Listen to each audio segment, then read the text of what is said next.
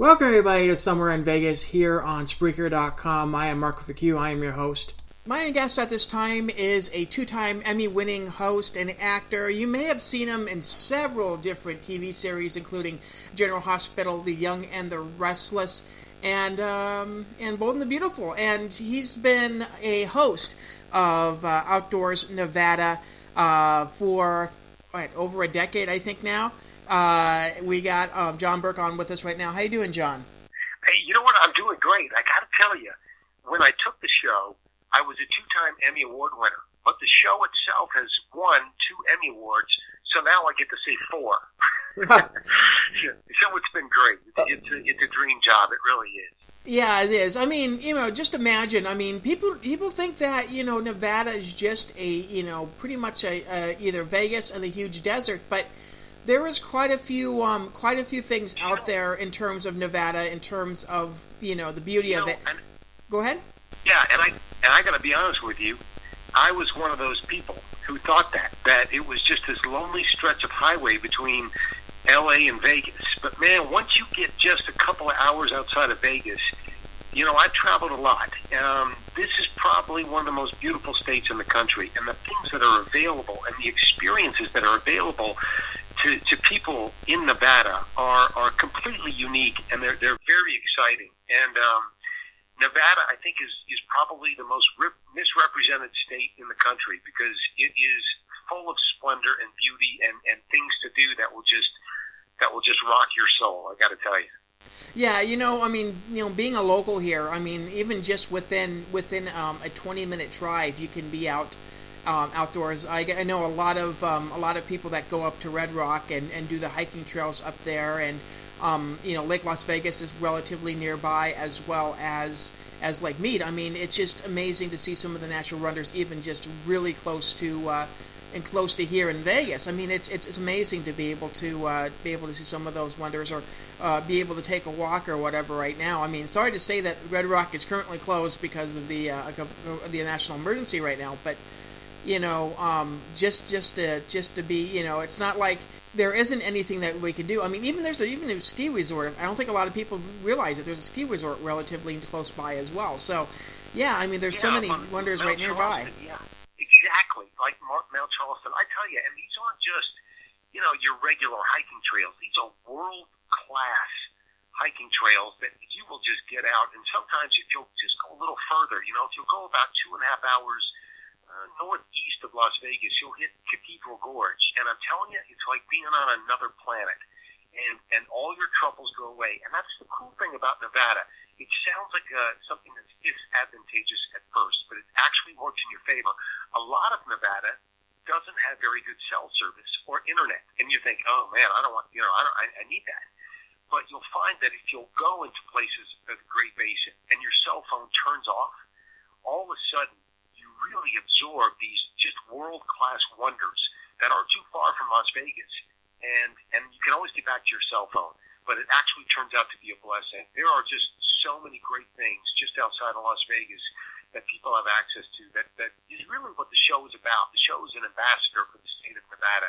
We've done about 20,000 miles in the state of Nevada, just looking under every rock that we can find, and it's really about introducing people to this state and to everything that's at their fingertips. That if they'll just get up, get off their couch, go a little bit further, man, it will do more than change your mood. It will change your spirit, I tell you.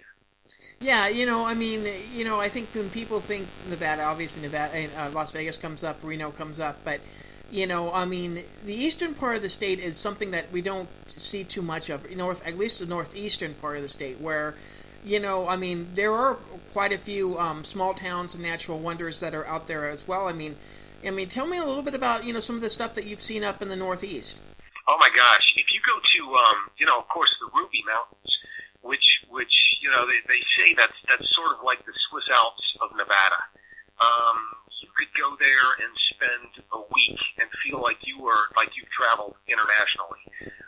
Some of the best stuff I've seen, I got to tell you, we went up north around the Idaho border, and there's a Sheldon Wildlife Preserve, and that's about 500,000 acres of just splendor with these pronghorn sheep running around, and it's just, you get out there, there's nobody out there, and you can breathe and you can think The Great Basin itself is considered one of the best places in the world to view the stars at night. So you really go out there, and something magical just happens when you just get out there and you breathe the air and you stop thinking. Some of the best stuff I've ever seen is in Gold Butte. If you go to Gold Butte and you take the time to really get deep inside Gold Butte, it's unlike anything that's anywhere else. We talked about Sheldon, the Great Basin. One of my favorite experiences, believe it or not, is just outside of Gerlach. Now, Gerlach, of course, is where they have Burning Man, but there's a playa out there. And one night, I got to tell you, we were done filming for the day, and I took our Land Rover, and I went out to a playa out there, and I just walked out there by myself as the sun was going down. It was, I'm going to be honest with you, it was a spiritual experience, and I felt so lucky to have this stuff at my fingertips. So I hope anybody that's listening, if you're into it, just go a little further, and you will have an experience that will change you, and it's all right there in Nevada. Yeah, let's talk a little bit about how you got involved with the show. What was it that kind of appealed to you, and tell me a little bit of how you got involved with the show. Well, I've been lucky. I've had a crazy, great career that I've been able to do hosting and acting at the same time. I sort of bounce between one or the other, and so I've been able to have a resume in terms of my hosting. But then this show came up, and my agent called me and talked to me about it, and something went off on the inside of me, and I said, you know what, that's a dream job right there. They'll pay you to sightsee. And I thought, this is one I'm going to fight for. This is one I'm really getting. I think they had about 1,500 applications, and they saw my tape and gave me a call, and they put me through a barrage of tests. I had to do a ropes course and all kinds of stuff, and I tested about 4 or 5 times, and it takes a certain person to do the show because you're going to be on the road maybe 8 hours a day. You're not going to have lunch. Probably going to be eating beef jerky. Maybe you're going to be camping tonight, or you'll be in a small hotel. So it takes a certain mentality to do the show. So that's something that just fit me perfectly, and I'm so glad that I really went for it, because I thought it was a dream job, and the dream job in my business comes up, oh man, maybe 2 times in your career. And so when this came up, I thought it might be a dream job, and it turned out that I was right, and I'm so glad that I fought for it. It's one of those moments, Yeah, I'm just seeing your resume in terms of how much of an explorer and adventurer that you are. To have said that you were, you were with James Cameron when they explored the Titanic. That's a huge monumental thing.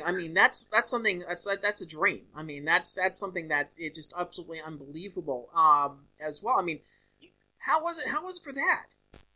That brings up a really good point about just hosting in television, because you get to do stuff you would never get to do otherwise, and you get to meet people you would never get to meet otherwise. But I went in to meet James Cameron. He wanted to go to the Titanic and shoot a live documentary. So I went in to meet James Cameron, and I went in and I just started, like you do, I started just asking questions. Hey, what about this? What about that? Are there bones down there? And finally, after about 35 minutes, he looked at me and he said, is my interview over? And I said, well, if you wanted to, because I could ask you questions about this all day. And he looked at his buddy and he goes, this is what I need when we get out there. So we left Newfoundland and we traveled about a day and a half to the middle of absolute nowhere in the North Atlantic. And we were out there for about 5 weeks. And to be out there where almost 1,500 people lost their lives, I got to tell you, there's something very, very eerie about that spot. It was, we were the first ones ever to broadcast live from the bottom of the ocean. And the ocean, where the Titanic is about 2.5 miles straight down. So it took us about 5 weeks to figure it out, but we finally did. And that was a highlight for me. Yeah, and not to mention, to be able to search Africa the way that you've done, 5 different countries that you've camped in and explored as well, that's, it's definitely almost a different world out there than it is here, but, there are probably similarities as well, but how's it been for you? How was it for you? It's interesting, when I think of Africa and what you just said, I took a balloon ride over the Serengeti at sunrise, and you're in this basket, and you're floating over the Serengeti, and these lions are looking up at you like, man, if you land that thing, you are box lunch. And you look at these giraffes, and they're running, and it looks like they're running in slow motion because they're so tall, and you can't believe it's the same planet as New York City. I mean, it looks like they could be eons apart in years and development. The planet itself is just a wonderful, wonderful gem. And there are similarities, I'll be honest with you, with Africa. You know, Africa is hot and dusty, and a lot of Nevada is hot and dusty. And there are places in Nevada where it seems like there is no time. Time just stands still, you know, and that's when it becomes very mystical. And there are the similarities of Africa as well. So that's a very good point that you just brought up. There's a lot of similarities between the two. But the planet itself is an amazing place, and you don't have to go far, especially if you live in Nevada. Just take advantage of it. That's what the show begs the audience to do. Take advantage of these jewels that are in your state. Yeah, not to mention, I mean, the fact that you know, there's no self-service out in Africa, and you know, the stars probably are pretty bright out there as well, just as it is out here in the Nevada desert. Almost unnerving. Almost twice that happened to me. Once in Sheldon, in the Sheldon Wildlife Preserve, where we were just out in the middle of just nowhere, and I looked up, and you forget about the Milky Way. You forget what it looks like with no light pollution, and it's almost unnerving. It really begins to shake you, and you're like, oh my gosh, we're a part of something so much bigger, and boy, I hope no spaceship comes down here and starts snooping around, because I'm going to be out here alone, afraid, but Africa's the same way. It happened twice. It happened once in Africa and once in the Sheldon Wildlife Preserve, where you just realize that there's a whole lot going on around you that's a whole lot bigger than you are and any of your concerns. And that's part of why you need to get out, why you need to get into nature. It just washes all that stuff away and reminds you of your place in the cosmos. Well, I know right now in the middle of what's going on right now, the crisis that's going on right now, that, you know, a lot of people get cabin fever. I have to, walk out at least once a day just to make sure that I don't get cabin fever and, go a little bit crazy. But, hopefully when this crisis is over and, obviously summer will start peeking its head. People can start going back out to Red Rock and, explore some of these places as well, and maybe even take a day trip out maybe a little bit further. So I'm interested to see kind of where everything kind of goes. But, it's great to be able to have those natural wonders here and kind of get away from everything for at least a little while, kind of almost a little bit of an escape. So hopefully things get turned around a little bit more. What's it like for you? I mean, to go on set and to be able to tell some of these stories to some of your colleagues on the set. Well, it's when we're Nevada, of course, there is no set. We'll drive 6 hours and we'll find a farmer who's raising, sheep or harvesting grapes or something. So it's a very fluid thing. But when you get on set to do a movie or a TV show, people love to hear these stories about Nevada and what's out there because they're curious and they want to get out of their own lives and their own world. So when you're dealing with actors, they get tired of hearing about other sets. They want to hear about this other stuff that's available to them. And, LA and Vegas are very close, LA and Nevada. You don't have to go far. You don't have to go international. So to be able to tell these stories, we talked earlier about how hosting, it allows you to do things you never would have done. With this show, I've been able to ride a bull, rappel down a cliff, jump out of a plane. I've done some bungee jumping. I've driven a train. I've flown a glider, and all this stuff is available in Nevada. So this show has really been something that has enhanced my life. In the state of Nevada, I feel the same way. What's probably the scariest thing you've done on the show? I would have to say the largest rock climbing wall, and I'm talking about the ones that are man-made. The largest rock climbing wall in the world is in Reno, and it's on the side of a hotel. And I'm by nature, I'm not a rock climber. You got to be built a certain way, a little bit lighter, maybe longer limbs. And it's on the side of this hotel, so the further up you go, the higher you sense that you're going, and it just terrified me. I knew we were going to